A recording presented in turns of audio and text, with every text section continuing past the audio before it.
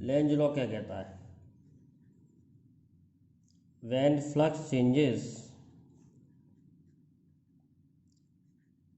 N EMF is induced,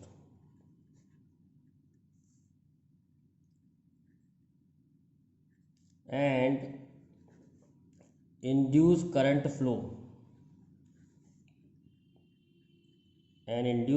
flow such that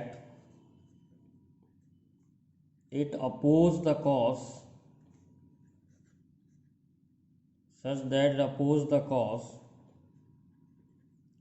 by which it is produced.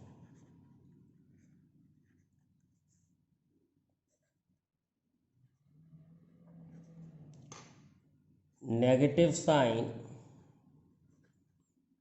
in Faraday law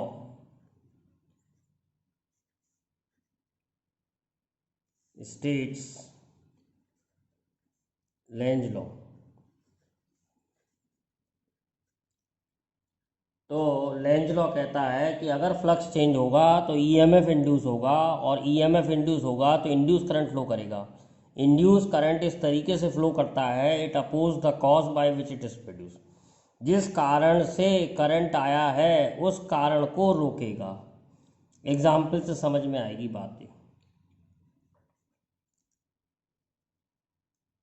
जैसे ये एक coil है,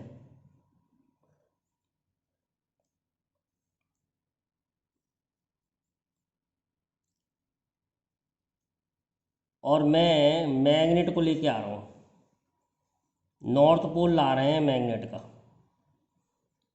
जब हम नॉर्थ पोल लाएंगे मैग्नेट का तो इसमें से मैग्नेटिक फील्ड लाइंस चेंज होंगी, जो मैग्नेटिक फील्ड लाइंस में से पास कर रही हैं, यानी फ्लक्स चेंज होगा। फ्लक्स चेंज होगा तो ईएमएफ इंड्यूस होगा और इंड्यूस करंट आएगा। इंड्यूस करंट इसमें इस तरीके से आएगा, it oppose the cause. Cause क्या है? नॉर्थ पोल को पास लाना। तो ये नॉर्थ पोल को दूर भगाएगा, कहेगा मत आओ पास। तो यहाँ पर नॉर्थ पोल बन जाएगा, यहाँ साउथ बन जाएगा।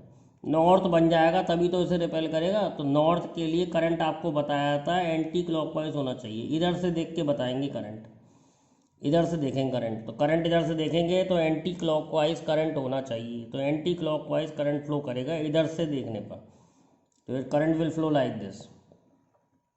इसी तरीके से अगर हम एक केस और देखें, जैसे साउथ पोल को लेके आए, साउथ पोल को लेके आएंगे तो ये नहीं चाहेगा साउथ पोल मेरे पास आए, तो यहाँ पर साउथ बन जाएगा और यहाँ नॉर्थ बन जाएगा। तो यहाँ साउथ बन जाएगा तो इसे रिपेल करेगा जी इसके पास नहीं आए, और साउथ के करंट लिए करंट क्लॉकवाइज होना चाहिए। तो इधर से देखने पर, जिस साइड से मैग्नेट लाते हैं वहाँ से देखते हैं, तो इधर से देखने पर क्लॉकवाइज करंट प्रोड्यूस होगा। तो अब की बार करंट का डायरेक्शन चेंज हो गया। लेंज लॉ के और एग्जाम्पल देखते हैं। जैसे ये वायर है और इसके पास एक लूप रखा है। जब हम लूप को इधर मूव करेंगे तो इसमें इंड्यूस करंट फ्लो करेगा, तो किस डायरेक्शन में करेगा? तो जब हम, पहली बात तो आपको ये देखना पड़ता है कि फ्लक्स इसमें कहाँ पर है, बढ़ रहा है या फ्लक्स कम हो रहा है। बढ़ रहा है तो कम करने की कोशिश करनी पड़ती है, कम हो रहा है तो बढ़ाने की कोशिश करनी पड़ती है। और फ्लक्स का मतलब होता है मैग्नेटिक फील्ड लाइंस। तो सबसे पहले देखते हैं, करंट इसमें इधर है तो अंगूठा करंट के डायरेक्शन में, और लूप के लिए लूप की तरफ उंगलियां करेंगे तो पाम अंदर आ रहा है, तो मैग्नेटिक फील्ड इनसाइड। तो हमने पहले ये चेक किया कि मैग्नेटिक फील्ड कहाँ है, तो magnetic field is inside. Magnetic field अंदर की तरफ है, magnetic field is inside. On taking loop away from wire, magnetic field decreases. Magnetic field decreases, इसका मतलब फ्लक्स अंदर की तरफ है और कम हो रहा है, फ्लक्स अंदर की तरफ है और कम हो रहा है तो फ्लक्स अंदर ही बनाना पड़ेगा। इसका मतलब अंदर कम ना हो पाए, मतलब मैग्नेटिक फील्ड अंदर बनानी पड़ेगी। Hence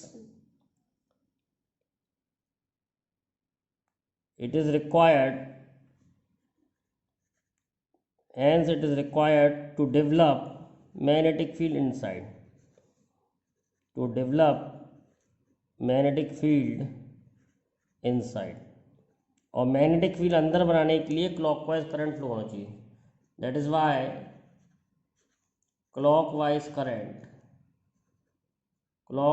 current must flow.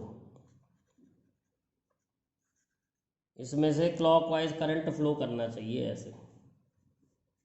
एक तरीका इस बात को समझने का ये है जो मैंने समझाया है। एक और तरीका भी है इसको सॉल्व करने का। करंट इधर है, लूप को हम दूर लेके जा रहे हैं। जब हम लूप को दूर लेके जाएंगे तो इंड्यूस करंट इस तरीके से फ्लो करेगा कि लूप को दूर नहीं लेके जा पाए। तो ये वायर इस वायर को अट्रैक्ट करेगा, और अट्रैक्ट करने के लिए करंट होना चाहिए सेम डायरेक्शन में। तो इसमें और इसमें सेम डायरेक्शन में करंट होगा, जिससे कि ये इस लूप को खींचे, क्योंकि जब सेम डायरेक्शन में करंट होता है तो वायर अट्रैक्ट करती है। अब तुम कहोगे ऐसे तो लूप इसमें इधर आ जाएगा अपोजिट डायरेक्शन में, पर ये दूर है, इसका असर ज़्यादा होगा। तो net it will be attracted towards a wire. तो दो तरीके हैं प्रॉब्लम सॉल्व करने के। पहला तरीका ये है कि करंट ऊपर की तरफ है तो मैग्नेटिक फील्ड अंदर की तरफ है। दूर ले जाने से, क्योंकि मैग्नेटिक फील्ड का फार्मूला ये होता है μ0I/2πr। तो दूर ले जाने से आर बढ़ेगा तो मैग्नेटिक फील्ड कम होगी। मैग्नेटिक फील्ड अंदर की तरफ है और कम हो रही है, तो ये नहीं चाहेगा अंदर की तरफ मैग्नेटिक फील्ड कम हो, तो अपनी मैग्नेटिक फील्ड भी अंदर बनाएगा। तो चार केस हो सकते हैं, चारों केस समझ लो। मैग्नेटिक फील्ड अंदर की तरफ है, कम हो रही है तो अंदर बनानी पड़ेगी। मैग्नेटिक फील्ड बाहर की तरफ है और कम हो रही है तो बाहर बनानी पड़ेगी। मैग्नेटिक फील्ड अंदर की तरफ है, बढ़ रही है तो बाहर बनानी पड़ेगी। और मैग्नेटिक फील्ड बाहर की तरफ बढ़ रही है तो अंदर बनानी पड़ेगी। यानी बढ़ेगी तो अपोज करना पड़ता है, तो दूसरी तरफ बनानी पड़ती है, और अगर कम हो रही है तो उसी तरफ बनाते हैं मैग्नेटिक फील्ड। और एग्जाम्पल से समझ में आ जाएगा, और एग्जाम्पल देखते हैं। जैसे एक वायर है, इसमें करंट आई इंक्रीज हो रहा है, और एक ये लूप है। अब आपको बताना है इसमें करंट किधर होगा, इंड्यूस करंट किधर होगा। तो इसको भी सबसे पहला जो स्टेप होता है वो ये होता है कि मैग्नेटिक फील्ड है किधर। तो अगर मैं करंट के डायरेक्शन में अंगूठा करूं, पॉइंट की तरफ उंगलियां करूं, यानी लूप की तरफ उंगलियां करूं, तो मैग्नेटिक फील्ड बाहर आ रही है। तो बी इज़ आउटसाइड। सबसे पहले बी कहाँ है वो देखना पड़ता है। तो B is outside. I increase कर रहा है तो बी इंक्रीज कर रहा है, तो बी इंक्रीज करेगा तो बी बाहर की तरफ इंक्रीज कर रहा है। और अगर बी बाहर की तरफ इंक्रीज करेगा तो उसको अपोज करने के लिए B should be build inside, B should be produced inside. इस लूप की मैग्नेटिक फील्ड इनसाइड होनी चाहिए, और इस लूप की मैग्नेटिक फील्ड इनसाइड होने के लिए क्लॉकवाइज करंट फ्लो होगा। Hence clockwise current flow. Clockwise में अंदर होती है मैग्नेटिक फील्ड और एंटी क्लॉकवाइज में बाहर होती है। एक और इसी का उल्टा देख लेते हैं। सपोज आई डिक्रीज हो रहा है तो बी डिक्रीज होगी। आई डिक्रीज हो रहा है तो बी डिक्रीज होगी। केस 2, बी डिक्रीज होगी, बी बाहर की तरफ है, बी कहाँ है, आउटसाइड। अभी बताया था कैसे आउटसाइड है। करंट इधर है, मैं पॉइंट ये जो लूप इधर है तो मैग्नेटिक फील्ड बाहर की तरफ है, बाहर की तरफ है, मैग्नेटिक फील्ड कम हो रही है तो ये नहीं चाहेगा बाहर की तरफ कम हो, तो ये भी अपनी बाहर बनाएगा। B should be developed outside, B should be developed outside. Hence anticlockwise current flow, hence anticlockwise current flow.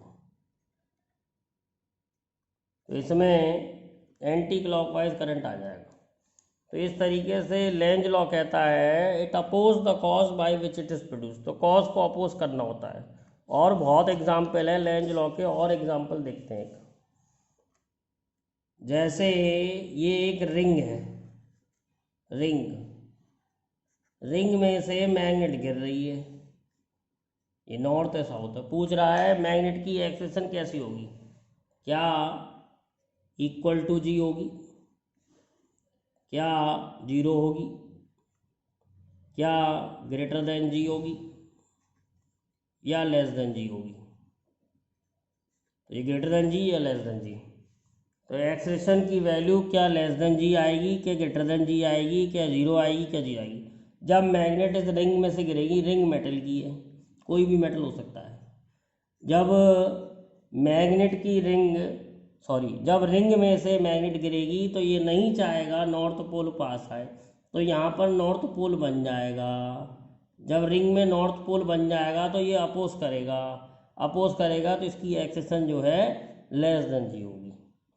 Suppose जो कह रहा है रिंग कट गई है कहीं पर, टू ही रिंग है, टू ही रिंग के केस में एक्सेशन कितना होगा, तो टू ही केस में ईएमएफ तो इंड्यूस होगा, नो करंट फ्लोस, तो करंट ही फ्लो नहीं होगा तो नो पोल्स आर डेवलप। जब कोई पोल डेवलप नहीं होगा तो एक्सेशन रिपेल नहीं होगा, तो acceleration will be equal to g. तो अगर रिंग में से मैग्नेट गिरेगी तो उसकी एक्सेशन लेस देन जी होगी, और अगर रिंग कहीं से कट रही है तो करंट फ्लो नहीं कर पाएगा, पोल्स नहीं बनेंगे, नहीं रिपेल होगा, तो एक्सेशन इसका जी के बराबर हो जाएगा।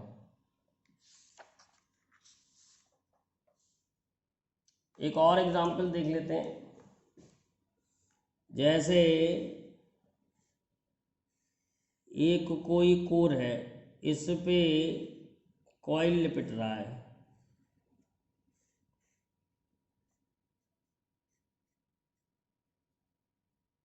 जब मैं स्विच को ऑन करूँगा और यहाँ पर एक रिंग है इसमें लगी हुई है, व्हेन स्विच इज ऑन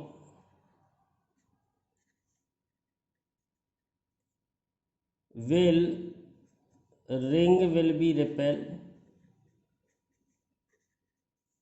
पहला केस रिपेल, दूसरा केस अट्रैक्ट, तीसरा case depends upon direction of current,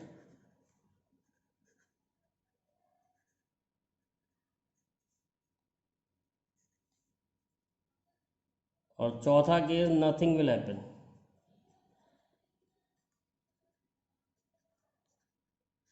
अब देखो लॉजिक वही है, लॉजिक वही है कि it will oppose the cause by which it is produce. तो इसे बहुत सिंपल तरीके से पढ़ाऊंगा। एक रिंग है, उसमें अभी स्विच ऑन नहीं किया है, तो कोई फ्लक्स नहीं है, जैसे ही स्विच ऑन करोगे इसमें से फ्लक्स आ जाएगा, तो फ्लक्स बढ़ेगा। ये नहीं चाहेगा फ्लक्स बढ़े, अगर ये नहीं चाहेगा फ्लक्स बढ़े तो इससे दूर भागने की कोशिश करेगा, तो दूर भागेगा, यानी कि इट विल रिपेल। कई तरीके से समझ सकते हैं, सबसे सिंपल तरीका यही है इसका कि पहले कोई फ्लक्स नहीं है, स्विच ऑन करने से फ्लक्स बढ़ेगा, चाहे किधर की तरफ बढ़े फ्लक्स बढ़ेगा, ये नहीं चाहेगा फ्लक्स बढ़े, तो इससे बच के भागेगा मतलब रिपेल होगा, तो रिंग विल बी रिपेल।